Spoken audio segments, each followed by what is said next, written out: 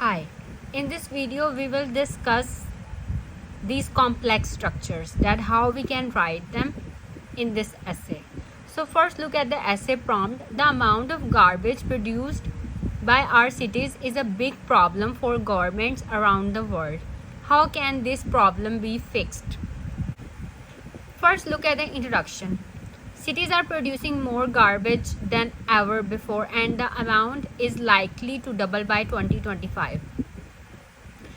This is a compound sentence. इसको याद कर लें. This one. F is for for, and, nor, but, or, yet, so. जो भी two simple sentences in word से join होंगे, फोर से, एंड से, अभी एंड से ज्वाइन हुआ है, तो ये है कंपाउंड सेंटेंस. ठीक है. And your essay should be a mixture of complex sentences, compound sentences, conditional sentences and simple sentences. ठीक है. अब आप ये भी लिख सकते हैं, cities are producing more garbage than ever before. यहाँ पे फुल स्टॉप लगा दें. अगर आप यहाँ पे फुल स्टॉप लगा देंगे तो ये सिंपल सेंटेंस होगा, बट हमने एंड लिख के इसको थोड़ा एक्सटेंड कर दिया इस आइडिया को, तो ये है कंपाउंड सेंटेंस. ठीक है. This essay intends to study the ways to tackle this global garbage crisis. ठीक है. Most contemporary waste management efforts are focused at local government level and based on high energy waste disposal by methods such as landfill and incineration or burning. अब इस sentence को and से भी extend किया गया और हमने सच एज लिख के लैंडफिल एंड इंसिनरेशन और बर्निंग की एग्जांपल्स भी दे दी हैं. ठीक है. तो इस तरह से जो है आप कॉम्प्लेक्स स्ट्रक्चर्स लिख सकते हैं. अगर आप सिर्फ ये लिख देंगे most contemporary waste management efforts are focus at government at local government level, full stop. It's just a simple sentence. कुछ स्टूडेंट्स जो हैं वो सिर्फ सिंपल सेंटेंसेस ही लिखते हैं अपने एसेज में, then they would not be able to get 7+ band scores. Okay, so if you want to get 7.5 band scores, you have to write complex sentences. ठीक है. क्योंकि सिंपल सेंटेंसेस से भी सिर्फ आपके 6 बैंड्स भी नहीं आते, क्योंकि स्पेलिंग मिस्टेक्स हो जाती हैं, ग्रामेटिकल मिस्टेक्स हो जाती हैं. ठीक है. तो ये सब चीज़ें जो हैं वो एग्जामिनर्स जो हैं वो देखते हैं. कॉलोकेशंस हो गई, आपके सेंटेंसेस हो गए. ठीक है. तो आपने कॉम्प्लेक्स स्ट्रक्चर्स लिखने पे फोकस करना है कि किस तरह से हमने लिखने. अब ये जैसे हमने पहले जो देखा था एंड से, अब जो नेक्स्ट है ये भी कॉम्प्लेक्स स्ट्रक्चर है. तो इस तरह की आपने प्रैक्टिस करनी है इस तरह के सेंटेंसेस लिखने की. फिर अब ये देखें हाउ एवर लिखा हुआ है, ये फिर हम जो दूसरी बात करें हाउ एवर, मोर ओवर, इस तरह के वर्ड्स लिख के फिर आप अगली बात अपनी स्टार्ट करते हैं. Therefore. ठीक है. अब नेक्स्ट सेंटेंस देखिए. Ultimately by discarding less and preferring durable goods and through appropriate handling methods, comma, consumers can lessen the waste generated. ठीक है. अल्टीमेटली कॉमा लिखकर, ठीक है, बाय डिस्कार्डिंग लेस, कि हम लेस डिस्कार्ड करें. जैसे हम जो कपड़े लेते हैं, ठीक है, इसके अलावा और भी बहुत ज़्यादा चीज़ें जो कि गार्बेज प्रोड्यूस कर रही हैं, हम डिस्कार्ड ज़्यादा करें.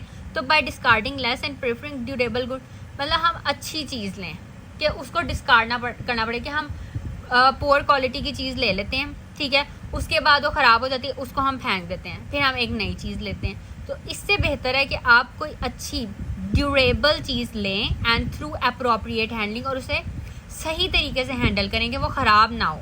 ठीक है. Appropriate handling methods, consumers can lessen the waste generated. इस तरह से जो कंज्यूमर हैं वो लेस कर सकते हैं, मतलब वेस्ट जो है वो वेस्ट प्रोडक्शन को लेस कर सकते हैं. ठीक है. Next sentences when we reuse things. अब ये बात हो रही है कि जब हम रीयूज करते हैं चीज़ों को, comma, fewer materials are wasted and non renewable sources are conserved. Non renewable sources कौन सी हैं जो रीन्यू नहीं हो सकती? जैसे कोल है, कोयला, कोल को हमने यूज़ कर लिया, ठीक है, उसको हम दोबारा रीन्यू नहीं कर सकते. इसी तरह से हम जो रिसोर्सेज हैं हमारी, हम उनको यूज़ कर रहे हैं, जैसे नेचुरल गैस हो गई, कोल, तो ये जो चीज़ें हैं ये non renewable sources of energy हैं, ठीक है। हम उनको यूज़ किए जा रहे हैं, एक वक्त ऐसा आएगा वो ख़त्म हो जाएंगे, मतलब हमारी फ्यूचर जनरेशन्स जो हैं वो ख़तरे में हैं, उनके पास जो है कम होंगी रिसोर्सेज, क्योंकि हम इतने हाई लेवल पे यूज़ करें कि इनके कम होने का खतरा। एक होती है non renewable sources of energy और एक होती है रीन्यूएबल। अब रीन्यूएबल है जैसे सनलाइट है, सनलाइट नहीं ख़त्म होगी, ठीक है, हम यूज़ करते रहें। अब हम इलेक्ट्रिसिटी प्रोड्यूस कर रहे हैं सनलाइट से, ये एक अच्छी बात है, ठीक है। तो ये एक अच्छा स्टेप है, हम रीन्यूएबल सोर्स ऑफ एनर्जी को यूज़ करें फॉर इलेक्ट्रिसिटी प्रोडक्शन। तो इस तरह से अब वाटर एनर्जी जो है, इलेक्ट्रिसिटी वाटर एनर्जी से प्रोड्यूस होती है, ये भी रीन्यूएबल सोर्स ऑफ एनर्जी है। तो हमें रीन्यूएबल सोर्स ऑफ एनर्जी को यूज़ करने की तरफ ध्यान देना चाहिए, ना कि हम नॉन रीन्यूएबल। अब आपको ऐसे लिखने के लिए आपके पास आइडियाज़ भी होने चाहिए और आपको सेंटेंसेस लिखने भी आने चाहिए।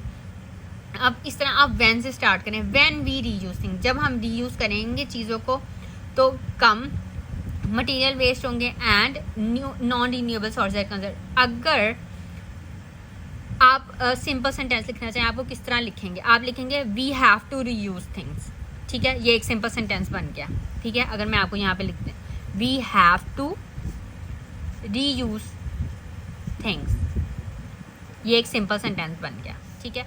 तो कुछ स्टूडेंट्स होते हैं वो सिर्फ इन सिंपल सेंटेंसेस पे ही फोकस करते हैं, क्योंकि ये लिखना आसान है, we have to reuse things, okay, and we have to conserve renewable sources of resources of energy. So अगर आपने इन दोनों सेंटेंसेस को ज्वाइन करना है तो आपको ये चाहिए, कंजंक्शंस चाहिए होती हैं, ठीक है। आप डिफरेंट जो है ये ग्रामर के रूल्स यूज़ करके टू सिंपल सेंटेंसेस को ज्वाइन करके, तो फिर आप अभी जैसे सच एज है, थ्रू है, व्हेन है, वेयर है, दो है, ऑल दो है, इस तरह के वर्ड्स ये यूज़ करके तो आप जो है कॉम्प्लेक्स स्ट्रक्चर्स लिखते हैं। और एग्जामिनर्स इन चीज़ों पे बहुत ज़्यादा फोकस करते हैं कि स्टूडेंट ने कॉम्प्लेक्स स्ट्रक्चर्स लिखे हैं, कितने लिखे हैं, ठीक है। सिर्फ एक दो से भी नहीं काम चलता, आपको मीन्स 7 to 8 तो लिखने ही चाहिए कॉम्प्लेक्स स्ट्रक्चर्स, ठीक है। इसके अलावा कंडीशनल सेंटेंसेस भी आपने लिखने हैं, compound sentences, complex sentences, complex compound sentences, तो आपने इनको लिखना सीखना है, ठीक है। नेक्स्ट देखें sentence, recycling still uses energy and resources but, ये भी कंपाउंड सेंटेंस है, मैंने आपको बताया था ये फैन बॉयज का, ठीक है, ये वाला, इसमें बी जो है वो बट के लिए। तो अब ये जो है ये कंपाउंड सेंटेंस है, but it's much better than making things from scratch, okay. Next sentence is solid waste generation is becoming a colossal problem, comma, but we can deal with it many ways. अब ये simple sentence है, solid waste generation is becoming a colossal problem, ठीक है। आप इतना लिख के छोड़ दें, सिंपल सेंटेंस बन जाएगा, लेकिन आप अगर कॉमा बट लिख के इसका इफेक्ट भी बताएं या इसका आगे आप इसको एक्सटेंड कर सकते हैं किसी तरीके से, but we can deal with it in many ways. तो इस तरह से ये आपका कंपाउंड सेंटेंस बन जाएगा। अगर आप कोई और कंजंक्शन यूज़ करेंगे तो आपका कॉम्प्लेक्स भी बन सकता है। अगर आप इफ़ से स्टार्ट करेंगे तो आपका कंडीशनल सेंटेंस भी बन जाएगा। तो आपको ये प्रैक्टिस करनी है सेंटेंसेस लिखनी, एक तो आपके पास आइडिया हो और उसको किस तरह से आपने सेंटेंस में लिखना है ये भी आपको पता हो, ठीक है। Then hopefully you would be able to get your desired band scores. So practice these sentence structures, and if you have any questions you can ask me in comments.